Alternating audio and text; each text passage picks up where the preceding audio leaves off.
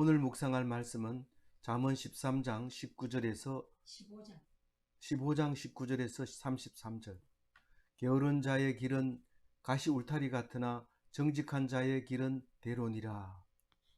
오늘 15개의 잠언을 묵상할 텐데요. 이 묵상할 15개의 잠언 중에 오늘 거는 굉장히 수식어가 좀 길어 보여요. 그래서 집중을 해야지 이 머릿속에 들어오는데 65세 넘은 사람은 더 긴장해야 돼요. 오늘 19절 말씀은 가시밭길과 탄탄대로에 대해서 이야기하고 있습니다.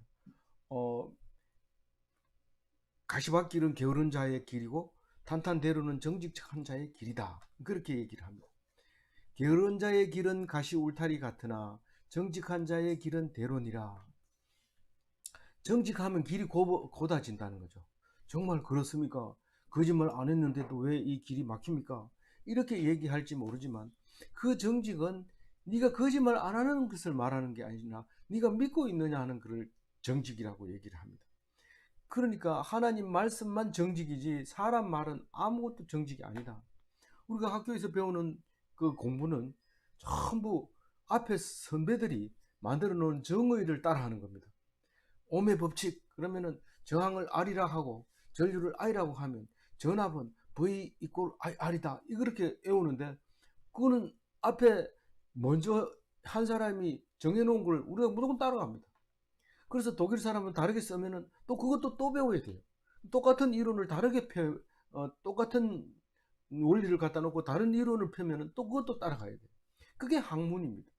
그래서 우리는 학문은 계속 바뀌고 또 앞에 학문은 사라지고 또 뒤에 학문이 살아나고 이런데 성경은 그렇지 않아요. 진리의 말씀은 창세기부터 요한계시록까지 변함없이 수천 년을 그대로 읽어 가야 됩니다. 빠뜨리면 안 됩니다. 그래서 앞에서는 사람들의 학문이 아니라 또 변할 수 있는 학문이 아니라 하나님의 말씀은 영원히 변하지 않는 말씀인데 그것을 한번 기억해 놓으면 나만 내 혼자만 생명을 얻는 것이 아니라 그것을 전수받은 사람도 생명을 얻고 자녀도 생명을 얻게 되는 거죠. 그러니까 나중에는 이제 자녀를 아예고만 뭡니까? 믿는 자의 자녀만 자녀로 이렇게 말하기도 합니다. 그러나 일반적인 그러니까 구약에서 나오는 일반적인 믿음의 자녀들은 자녀들은 자기의 믿음의 자녀와 같이 여겼던 거죠. 실제로 그렇게 되고요. 그러나 예수님이 오셔가지고 자녀를 안 낳은 사람은 그럼 신앙생활 못합니까? 이러니까 그게 아니라 믿는 자녀가 너희 자녀다 이렇게 얘기함으로써 신앙이 더욱더 돈독하게 되는데 어떻게 할수록 자녀가 없을수록 신앙이 더 돈독해져요. 왜요? 자녀에 대한 교육을 막 시킬 때 자기가 교육받는 거죠. 그리고 그걸 교육시키면 그 믿음의 자녀가 되는 거죠. 그러니까 뭐 아쉬울 게 없는 사람은 말씀이 잘 안 들어간다는 말이나 마찬가지죠. 그래서 정직한 자라고 하는 것은 진짜 거짓말 안 하는 걸 말하는 게 아니라 믿음을 가지고 있는 사람을 말하는 거예요. 그래서 게으른 자의 길은 가시 울타리 같으나 정직한 자의 길은 대론이라 할 때 정직한 사람은 믿음을 가지면 울타리를 만나도 그냥 저기 대로같이 보이는 거죠. 믿음으로. 그렇게 되는 거죠. 그래서 게으른 자는 왜 가시밭길 같아요? 게으른 자는 길을 안 닦으니까요. 보통은 나그네를 위해서 이제 낫을 들고 산길을 이렇게 풀난 것을 쳐주고 한번 갔다 오면은 그 다음에 지나가는 사람이 지나갑니다.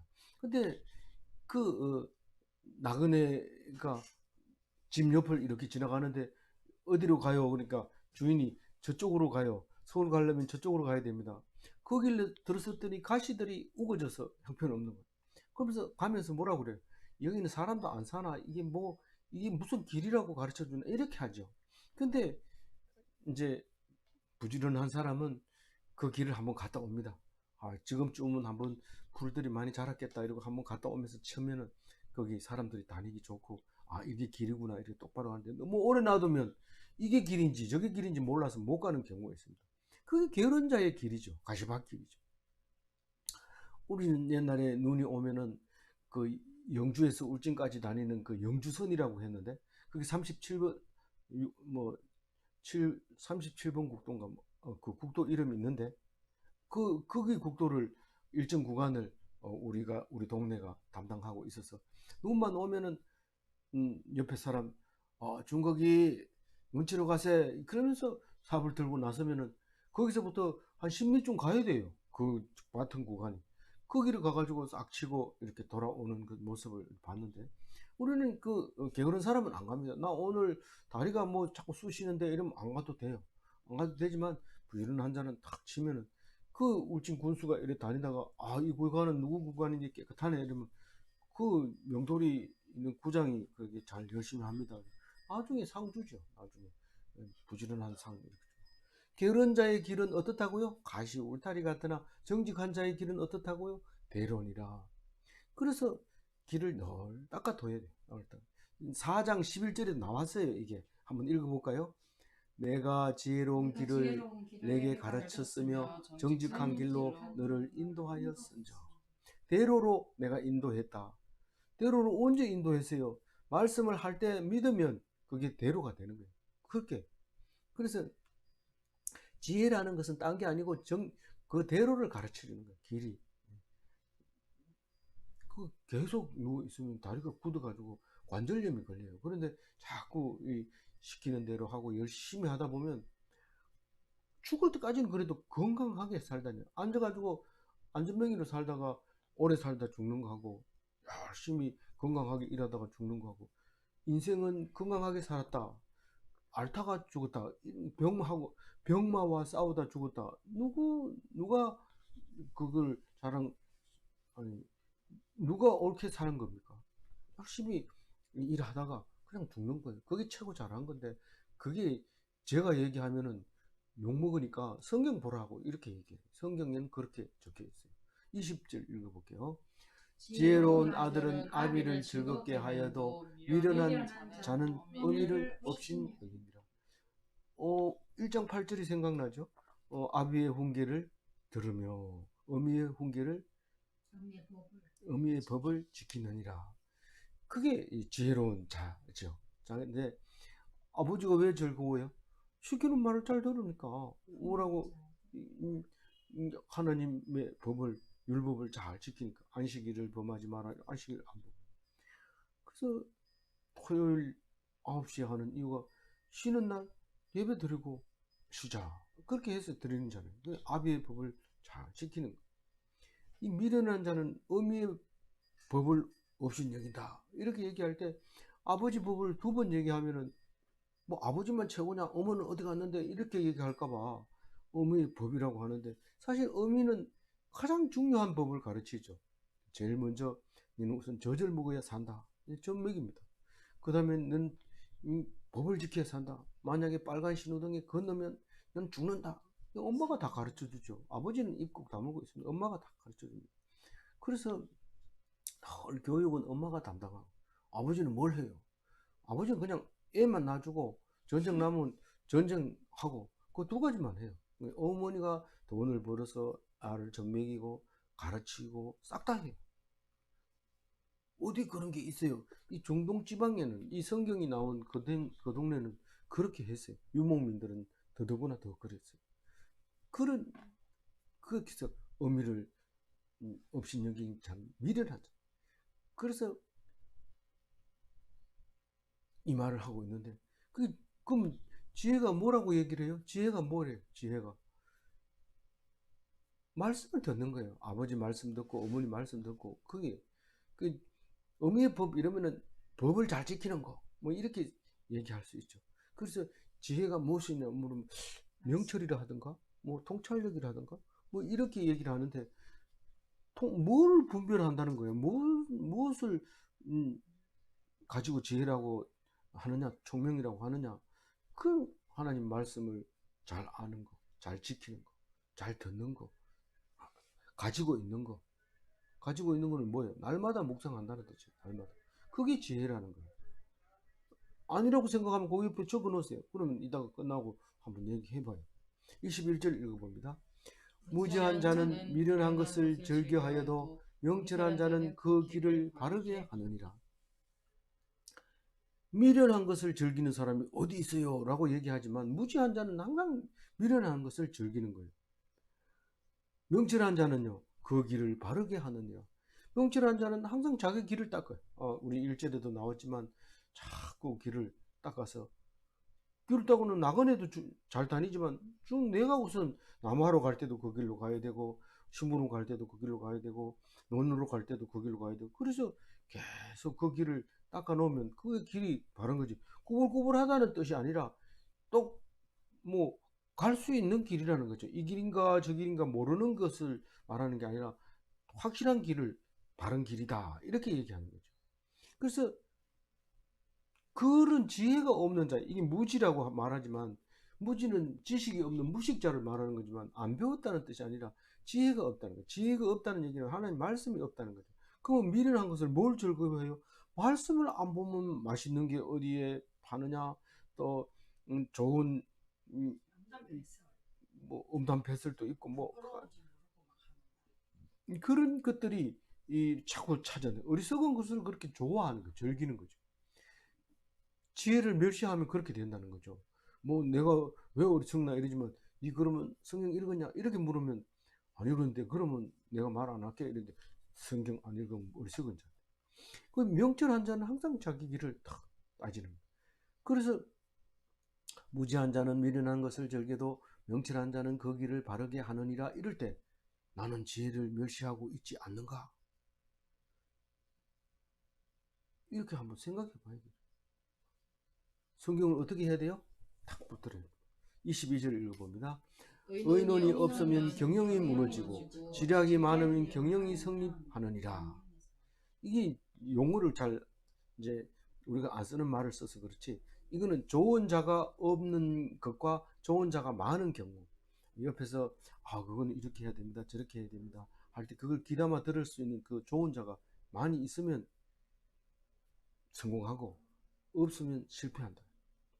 예를 들어서 뭐 간단한 문제라도 그렇습니다.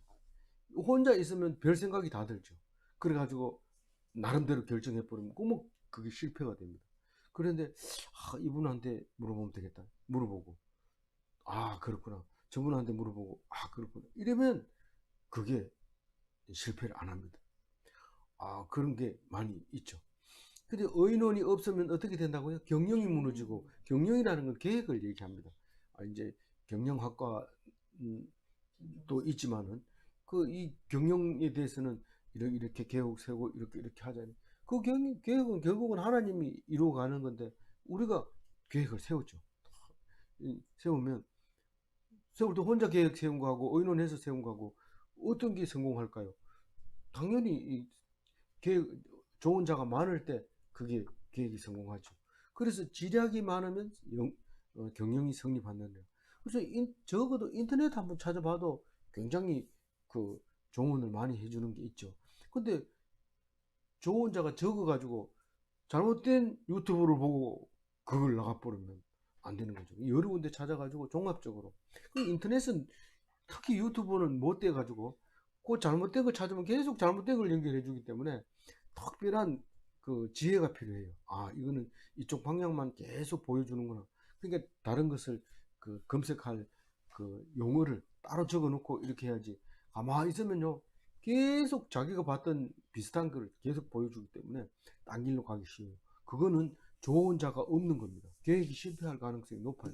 그래서 필요하면 뭐 반대라는 단어를 쳐가지고 자기가 잘 보는 글자 치고 반대 이리 치면 반대가 나올 때가 많이 있기 때문에 저는 지금 다 반대라는 단어밖에 모르지만 다른 상대되는 단어를 많이 가지고 있다가 찾아야지, 이 인터넷을 몇 개 뿌리면 안 되고 인터넷을 이용해야 되는데 몇 개 뿌리면 내가 뭘 좋아하는지 자기가 컴퓨터가 다 알아가지고 탁 하기 때문에 영원히 못 보는 영상들도 엄청 많거든요. 그래서 그렇게 의논이 없으면 어떻게 되고 경영이 무너지고 지략이 많으면 경영이 성립하느니라.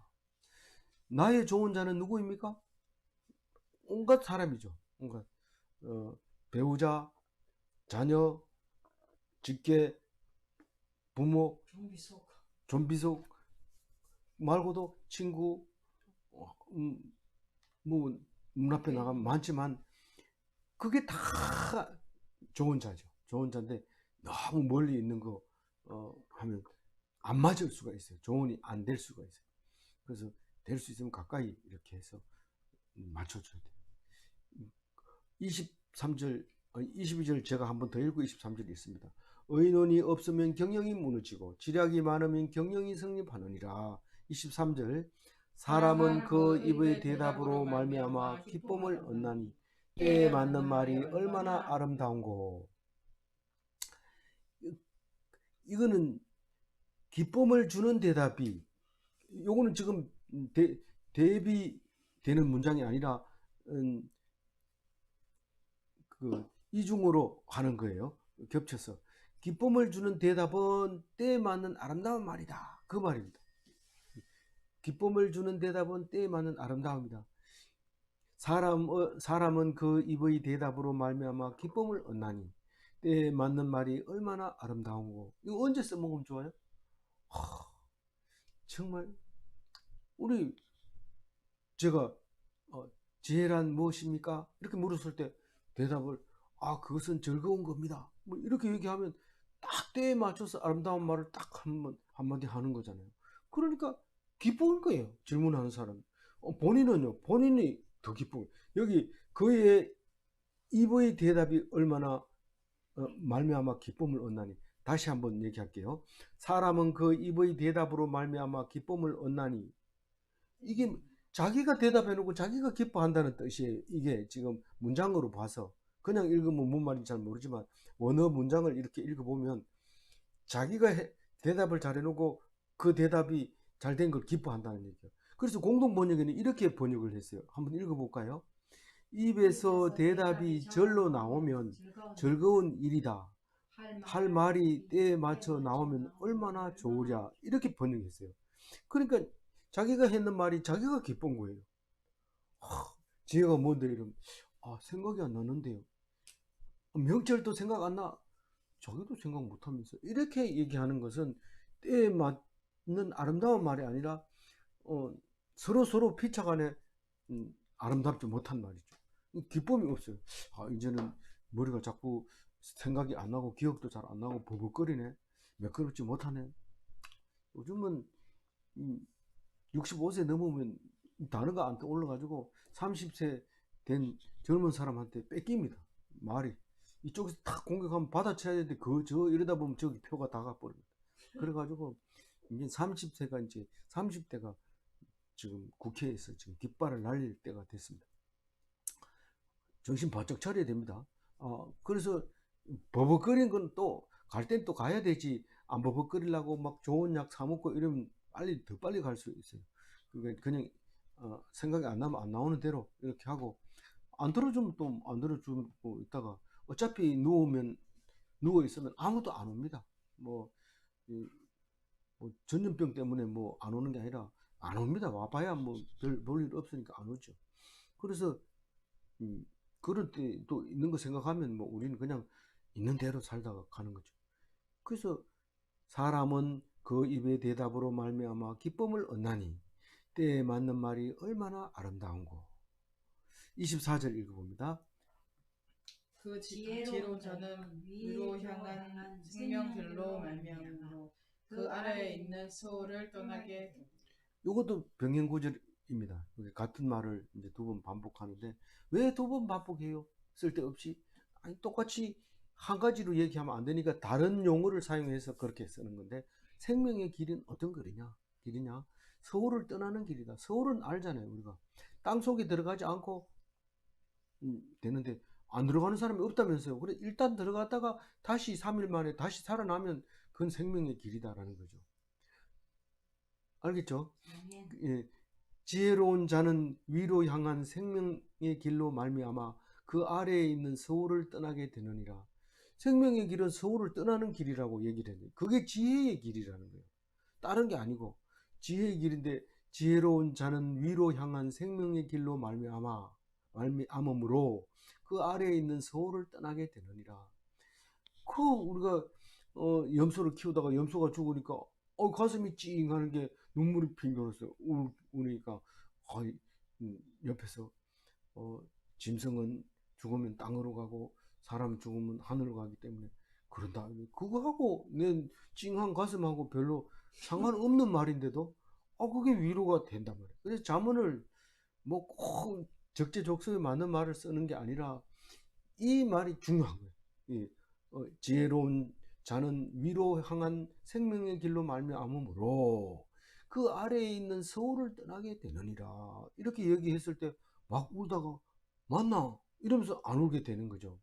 그래서 생명의 길, 서울을 떠나는 길, 이게 같은 말인데 그게 지혜의 길인 거예요. 그 지하에서 천국으로, 사망에서 생명으로. 그게 우린 생명의 길이라는 단어가 나왔지만 사실 생명나무도 많이 나오고 생명의 샘도 나오고 또 예수님은 그것을 생수라고 얘기를 했어요. 그래서 우리는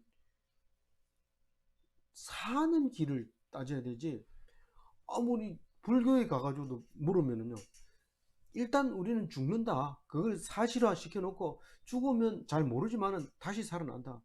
잘 모르지만 개로 태어날 수도 있고 소로 태어날 수도 있다. 그런데 우리가 잘하면 좋은 걸로 태어나고 우리가 잘 못하면 나쁜 걸로 태어난다. 이런 그 같아. 그러니까 스님이 그렇게만 얘기해버린 거죠. 그러니까 우리는 그걸 갖다가 그건 뭐라 합니까? 그게 윤회야. 살아나 이렇게 끝없이 돌아가는 거야. 끝없이. 숫자가 얼마입니까? 숫자 얘기하는 거 보면 무섭죠. 불교에서 숫자 얘기하는 거는 뭐 이런데 우린 기껏해야 천년이 하루 같고 하루가 천년 같고 요 정도밖에 안 합니다. 사실 천년 해봐야 뭐 얼마 됩니까? 우리 4천년 전에 글 써놓은 글을 읽고 있는데 그거 뭐 얼마 됩니까? 오늘처럼 읽게 되는데. 근데 불교에서 얘기하는 뭐 억급 뭐 이렇게 얘기하면 우리 성경은 그런 말을 잘 안 씁니다. 그냥 영혼 이래서 부르고 치우지. 근데 그렇게 나름대로 생각해가지고 표현하는데 그건 틀린 겁니다. 그건 뭐예요? 생명 안 죽는 거예요. 기독교는 안 죽는 걸 놓고 그게 맞느냐 안 맞느냐 그거 가지고 죽으나 사나 그것만 가지고 얘기하는 거지만 불교는 이미 죽는 것을 기승사실화 해놓고 어떻게 죽을래? 어떻게 죽어야 다시 사는데 뭐 다른 걸로 태어날 건데 어떻게 할 건데 뭐 이거 가지고 하는데 믿음이 안 가죠. 그러니까 겉으로만 이렇게 촛불 켜놓고 빌고는 나가서 나쁜 짓을 하고 이렇게 하는 거죠. 왜냐하면 빌었으니까 알아서 해줄 거고 나는 내 멋대로 하는 거고 그렇게 살게 되는데 기독교에서도 그렇게 생각하는 사람이 가끔 있는데 그 말씀을 떠나면 그렇게 되는 거예요. 지혜로운 자는 위로 향한 생명의 길로 말미암음으로 그 아래에 있는 서울을 떠나게 되느니라. 25절 읽어봅니다. 여호와는 교만한 자의 집을 허시며 과부의 지게를 정하십니다. 이게 뭔 말이냐면 무너지는 집하고 절대로 옮겨지지 않는 경계선, 지게표를 말하는 겁니다. 이 집이 아무리 좋아도 무너지면 소용없습니다.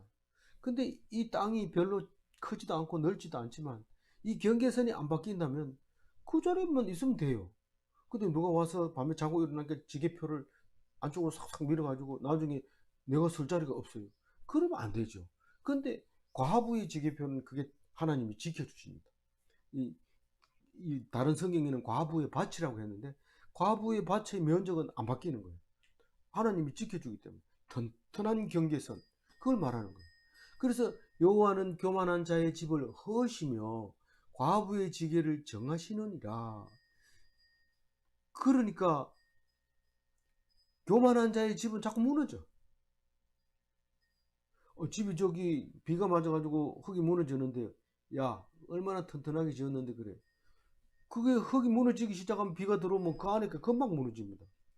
무너졌는데요. 야, 그 또 지면 돼. 또 지면 또 무너지죠. 그렇게 하면. 그러니까 교만한 자의 집은 무너질 수밖에 없고 과부의 밭은요. 과부의 밭은 주라. 거기 밭대기가 요거 작은 밭대기밖에 없으니까 그거 가지고 농사를 지으니까 경계표를 옮기면 대부분 표가 나잖아요. 그러니까 남이 와서 지게표를 못 옮깁니다.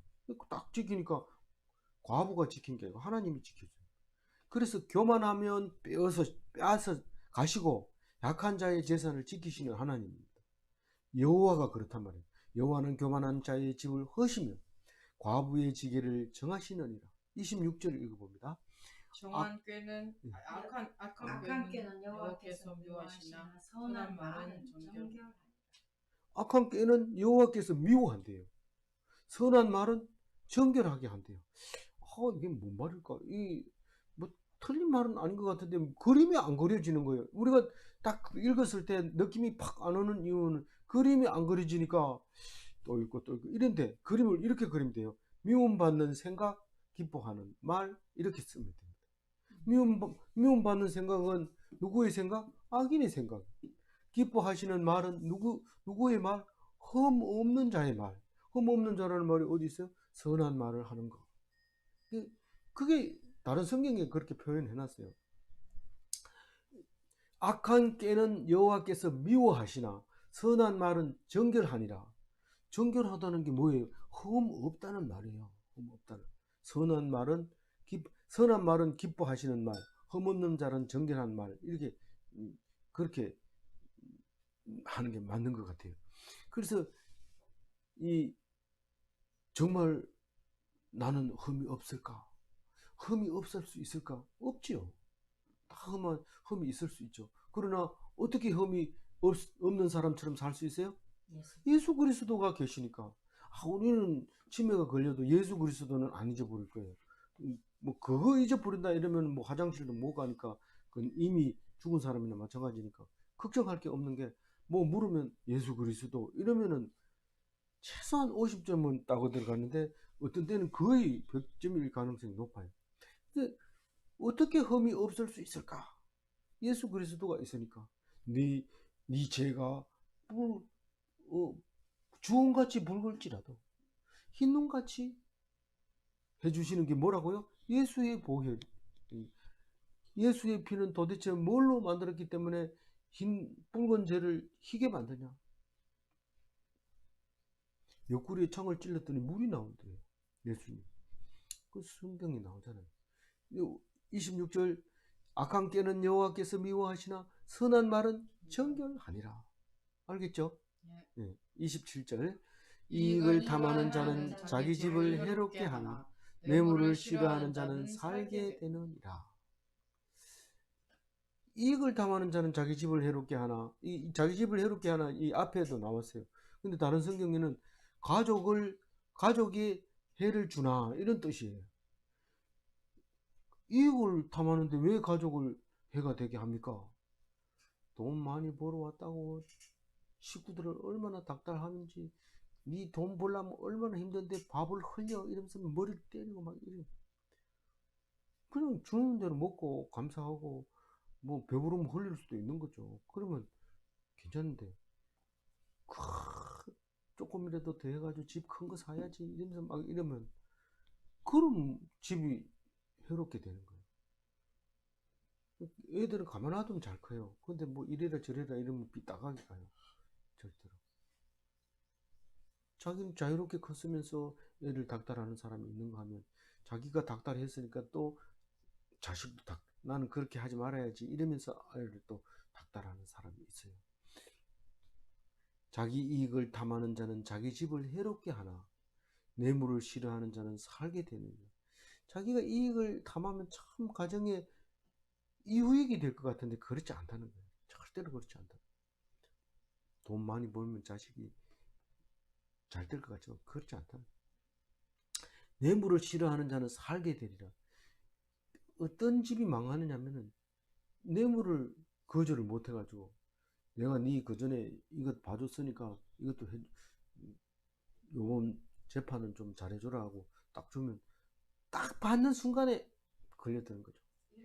그게 딱 줘놓고 뭐라고 합니까? 소금 먹은 놈이 물 캔다 이러면서 소금을 준 거죠. 그게 뇌물이죠. 근데 그것을 딱 거절하는 순간 어떻게 된다고요? 사하게 되는 거예요. 우리가 세상에 맛있는 게 얼마나 많아. 맛집 쳐보세요. 거기 페이지가 모자라가지고 다음 페이지 딱 누르면 또 나오고 또 나오고 도대체 어디로 가라는지 모릅니다. 그러니 그거를 거절을 안 하면은 그 뇌물이에요. 그 뇌물. 사탄이 나에게 주는 뇌물이 맛집 이게. 그래서 핫플레이스 이런 게 다 전부 다 뇌물이에요. 누가 주는 사탄이. 이 그거 먹고 어떻게 하라? 죽어라 죽어라. 뇌물을 싫어하는 자는 살게 됩니다. 싫어하세요. 맛집 검색하는 용어 지워버렸어요. 그거 안 지워지는데요. 그럼 놔두세요. 못 본 척하고. 그 찾아가지 말고 제일 가까이 있는 집에 찾아가서 칭찬해주고, 우리 옆집에 이렇게 가게가 있어서 멀리 안 가도 되고 참 감사합니다 이러고 얼굴 익혀놓으면 나중에 급할 때 돈 떨어지면 가서 그냥 외상으로 먹고 올 수도 있고. 이런데 괜히 돈 많이 벌어가지고 팍 팁도 줘가면서 폼 잡다가 인사 한 번 안 했다고 둘러 엎고 까목속하고 이러지 말고 그냥 적게 벌고 그냥 겨우겨우 살아가면 하나님 절대로 겨우겨우 살게 안 합니다. 풍성하게 주는 거예요. 성경이 그래 적혀 있어요. 뇌물 거절하시기 바랍니다. 괴로워하지 말고 거절해. 그래서 내 속에 탐심을 버릴 수 있을까요? 내 속에 들어있는 탐심을 어떻게 버릴까요? 맛집 싫어하는 사람이 많이 있다면 그 사이트에 그런 게 뜨겠어요. 많이 가니까. 그래서 대로를 가면 안 돼.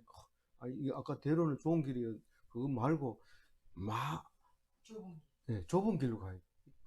그렇게 많은 사람이 가는 길을 가지 말고 이렇게 저복 좀 시켜. 근데 청교도들이 그걸 깨닫고 청렴하게 살다가 미국 가가지고 나라를 개척할 때 그 자녀들을 얼마나 괴롭힌지 몰라요. 우리 역사를 보면 그 청교도들 감리교 목사들이 자녀가 예를 들어서 결혼 안 한 자녀가 아기를 가졌다 이러면 직접 채찍질하는 거, 목사가 그 딸을. 그래가지고 거의 죽게 만드는 거죠. 교육을 성경에 보면 자녀를 사랑하지 않는 것이 때리는 게 사랑하는 거다 이래가지고 막 세게 때려버리고 기절할 정도로 때려버려. 근데 그거는 그렇게 너무 율법적으로 그걸 이렇게 전개를 하지 말고 하나님 주신 은혜로 그냥 사는 거예요. 자녀가 나에게 맡긴 관리하는 건데 내가 잘못했으면 내가 가슴을 쳐야 되는데 자녀를 그렇게 해버리는 거예요. 그러면 안 되죠. 자기가 쥐어뜯고 회개하고 채찍질하고 대속죄를 왜 만들어 놨습니까? 자기는 채찍질 해야지 왜 남을 그렇게 채찍질합니까? 그래서 하여튼 눈에 보이는 게 다 좋아야 돼. 그전에는 뭐 집에 있는 것도 싫고 나가는 것도 싫었는데 지금은 집에 있는 건 더 좋고 나가는 것도 좋고 막 그래야 되는 거죠. 그게 하나님의 은혜로 사는 사람이지 법을 지켜야 돼 막 이러고 사람을 괴롭히면 자기를 괴롭혀야 돼. 자기만. 그래서 내 속에 탐심을 버릴 수 있는 길은 오직 말씀을 가지고 있는 거예요. 그게 욕심 때문에 그래 되는 거예요. 결국은. 그래서 이익을 탐하는 자는 자기의 집을 해롭게 하나 뇌물을 싫어하는 자는 살게 되느니라.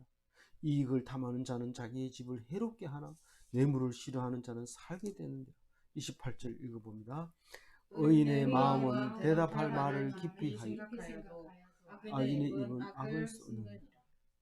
이 깊이 생각하는 말과 생각 없이 쏟아내는 말, 이 두 가지를 지금 얘기하고 있는 거예요. 깊이 생각하고 하는 말은 의인의 마음은 대답할 말을 깊이 생각하여도 이 말이고, 생각 없이 쏟아내는 말은 악인의 입은 악을 쏟느니라 이렇게 표현을 했어요. 그러니까 28절 읽으면 의인의 마음은 대답할 말을 깊이 생각하여도 악인의 입은 악을 쏟느니라. 이게 이빨이 딱딱 맞는 대조법이면 쉽게 외워지는데 우리가 시조를 잘 외우기 쉬운 것은 운율이 딱딱 맞아 글자 수가 많기 때문에 기억 속에서 탁탁탁 끼워졌던 게 빠져나오기가 쉬워서 잘 기억합니다. 근데 이렇게 해버리면 참 외우기 힘들지만 그래도 많이 읽으면은 다른 거 세번역 딱 읽으라 하면 뭔 말인지 몰라요. 이걸 외워놓으면 의인의 마음은 대답할 말을 깊이 생각하여도 악인의 입은 악을 쏟느니라. 이렇게 깊이 생각하는 말과 생각 없이 쏟아내는 말, 선인의 마음과 악인의 입인데, 참 우리는 정말 깊이 생각하고 말해야 하는가? 이 질문에 어떻게 대답하면 되겠어요? 깊이 생각하고 말해야 되는가? 만약 그렇다면 우리는 참 각박할 거예요. 야, 이러면, 네, 부르셨습니까? 니 어쩌니까 어디 갔다 왔어요? 저 친구가 이렇게 얘기하면 우리가 생활을 할 수 있겠습니까? 그 안 되는 거죠. 그래서 깊이 생각하고 말을 하려면 어떻게 해야 돼요? 날마다 묵상하다 보면은 말이 턱턱 나오는데, 아까 뭐라고 그랬어요? 적당한 시기에 적당한 말을 하는 거는 얼마나 아름다운 거 어디 있어요? 23절. 예, 23절 읽어볼게요. 사람은 그 입의 대답으로 말미암아 기쁨을 얻나니 때에 맞는 말이 얼마나 아름다운가. 이 묵상을 자꾸 한 사람은 말이 금방금방 아름다운 말이 나오는데, 안 해놓은 사람은 욕이 막 나오고, 니 어제 어떻게, 아이 그 새끼가 말이야 이러면 바로 튀어나와 버리면 이게 아름다운 말이 안 되잖아요. 그러니까 묵상을 많이 한 사람은 그런 말을 잘 안 하죠. 그렇게 깊이 생각 안 해도 되는데, 이 성경에서는 그래 얘기해요. 의인은 대답할 말을 깊이 생각하여도 악인의 입은 악을 쏟느니라. 어떻게 저 사람은 저렇게 대답을 할까? 참 깊이 많이 생각해가지고 말하네. 이런데 오래오래 묵상하면 남들이 깜짝 놀랄, 어떻게 저 사람은 저런 말을 하지? 실제로 대화해보면 좀 의리한데, 묵상했는 거 얘기해보면 놀라워. 왜냐하면 깊이 생각했기 때문에 그 얘기를 하는 거죠. 악인의 입은 악을 쏟아낸.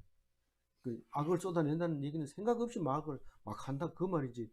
뭐 누구 죽이고 막 욕하고 이런 게 아니라, 욕하는 것도 자꾸 욕을 해놓으니까 무의식 중에 그냥 막 나오는. 지금 무의식이라는 말을 썼지만 때에 맞는 말이 아니었. 때에 맞는 말이 아니야. 진짜로 화나고 이럴 때는 욕, 참을 수 없을 때는 욕이 자동으로 튀어나오지만 그게 때에 맞는 말이죠. 그렇지만 평소에 점잖은 자리에 앉아가지고 그런 얘기 하면 안 되죠. 그래서 의인의 마음은 대답할 말을 깊이 생각하여도 악인의 입은 악을 쏟느니라. 29절 읽어봅니다. 여호와는 악인을 멀리하고 의인의 기도를 들으시느니라. 악인을 멀리하고 의인의 기도를 듣는 것이 오늘 중심 말씀 아닙니까? 그러니까 무슨 말이에요? 악인을 멀리하고 의인의 기도는 귀를 기울이고, 이렇게 왜 그럴까요? 악인은 믿음으로 기도를 안 하니까 당연히 안 들어주죠. 멀리하죠. 근데 의인의 기도는 왜 들어줘요? 믿음으로 기도하니까. 믿음으로 들어주실 것으로 믿고 기도하고, 또 기도하고 나서는 들어줬는 것으로 믿고 또 기뻐하고. 그러니까 하나님이 귀를 안 기울일 수가 없어요. 이거 그냥 놔뒀다는 안 되겠다.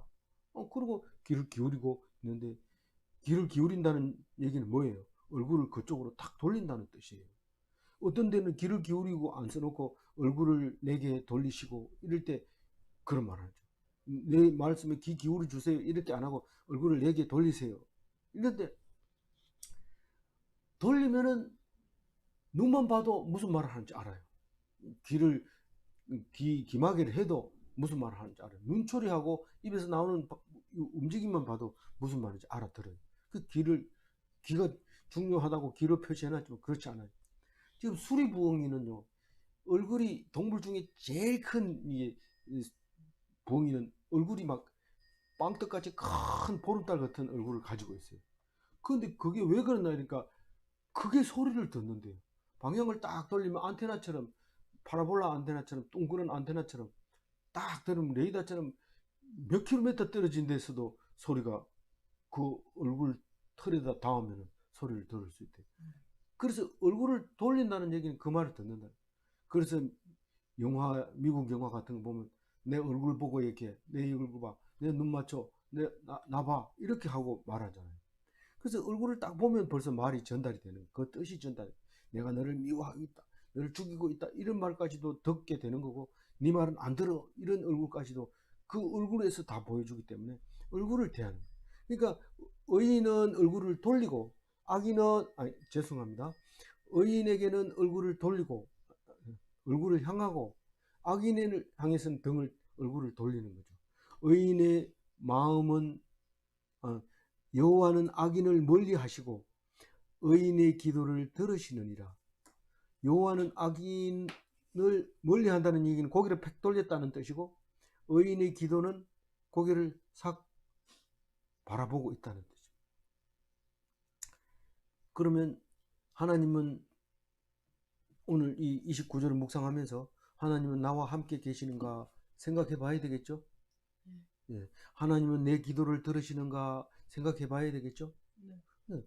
우리는 말할 필요가 없어요. 그냥 물어보기만 하면 하나님이 그래 내가 너와 함께 하고 있다. 내가 네 기도를 듣고 있다. 그렇게 하시지만 그거를 남에게 얘기할 필요는 없어요. 그냥 물어보는 거죠. 자기한테. 나는 그렇게 하는가. 여호와는 악인을 멀리하시고 의인의 기도를 들으시느니라. 아멘. 30절 읽어봅니다. 눈이 밝은 것은 마음을 기쁘게 하고 좋은 기별은 뼈를 윤택하게 하느니라. 요렇게 해놓으니까 그림이 안 그리죠. 눈이 밝은 그것은 마음을 기쁘게 하고 좋은 기별은 뼈를 윤택하게 하느니라. 이건 똑같은 거를 두 개 쓴 거죠. 눈이 밝은 것은 기쁘게 하는 밝은 표정 이렇게 해놨어요. 다른 성경에는 기쁘게 하는 밝은 표정, 얼굴 표정을 그렇게 말하는 거죠. 누가 기죽기죽 웃으면 기분 나쁜 사람이 누가 있어요? 물론 그 깡패들은 불러가지고 너 왜 기죽기죽 웃어 이렇게 혼내는 사람도 있지만은 인상 박 쓰는 사람을 좋아하는 사람은 없습니다. 그래서 기쁘게 하는 밝은 표정과 건강하게 하는 기쁜 소식이 있습니다. 우리 기쁜 소식 이러면은 좋은 기별을 기쁜 소식이라 하죠. 뭐가 튀어나와요? 굿뉴스, 복음을 말하는 거죠. 좋은 기별은. 우린 좋은 기별 이러면 제일 먼저 복된 소식을 가지고 산을 넘는 그 발이 아름답다. 그 유대인들이 바벨론 포로에서 돌아와서 그 기뻐 노래하는 그 모습을 이렇게 보면서 기쁘죠. 우리 그냥 마음이 편안하고 힘이 납니다. 그거를 뼈를 윤택하게 한다고 말하는 거예요. 이게 시적인 표현이고 참 외우기도 좋도록 만들어놨는데 잘 안 외워져서 그렇죠. 눈이 밝은 것은 마음을 기쁘게 하고 좋은 기별은 뼈를 윤택하게 하느니라. 참 말씀이 참 귀한 말씀이죠. 눈을 밝게 하는 것은 눈이 초롱초롱하고 그 눈만 보면은 이게 기쁜 일이 있구나 하는 것을 알 수 있고 좋은 기별을 보면 그 힘이 나고 뼈가 윤택해. 동생을 해가지고 있으면 말을 안 듣구나. 그러니까 건강한 그 말이 뼈를 윤택한 이런 말이죠. 그래서 건강하게 하는 기쁜 소식, 기쁘게 하는 밝은 표정. 그래서 밝은 표정과 복음을 말할 수 있는데 가장 굿뉴스, 좋은 기별은 구세주가 이 땅에 오셨다는 그 기쁜 소식이 가장 좋은 기별이었던 거죠. 그래서 복음 전도자로서 밝은 표정으로 기쁜 소식을 전하고 있는지 나를 돌아봐야 되죠. 내가 진짜 복음 전도자로서 밝은 표정으로 기쁜 소식을 전하고 있는가? 이렇게 한번 돌아봐야 되죠. 눈이 밝은 것은 마음을 기쁘게 하고 좋은 기별은 뼈를 윤택하느니라. 아멘. 31절 생명의 경계를 듣는 귀는 지혜로운 자 가운데 있느니라. 생명의 경계를 듣는 귀, 이거는 훈계를 말하는 거예요. 그 훈계인데 훈계 중에서 생명의 훈계, 그걸 듣는 귀. 다시 말해서 생명을 살리는 꾸지람에 귀를 기울이는 자. 이것도 이제 반어가 아니기 때문에 이거는 병행구절로 봐야 되죠. 그래서 생명을 살리는 꾸지람에 귀 기울이는 자가 지혜자다라는 말이에요. 생명의 경계를 듣는 귀는 지혜로운 자 가운데 있느니라. 생명의 경계에 그러니까 생명을 살리는 꾸지람에 귀를 기울이는 자가 지혜자다 이런 말. 나는 생명을 살리는 꾸지람을 듣고 있는가? 지금 듣고 있잖아요. 성경을 묵상하고 있으면 생명을 살리는 꾸지람을 듣고 있는 겁니다. 듣고 있기는 있지만 빨리 끝나면 어디로 가야지, 오늘 다른 일이 더 바쁜데, 이렇게 하면 꾸지람을 안 듣고 있는 거야. 니 지금 내 얘기 듣고 있어? 예? 뭐라고요? 안 듣고 있구나. 꿀밤 맞는 거죠. 그게 생명을 살릴 수 없어요. 그럴 때 집중해서 정말 내 말이 맞는가, 하나님 말씀 맞는가, 이렇게 듣고 있어야 되죠.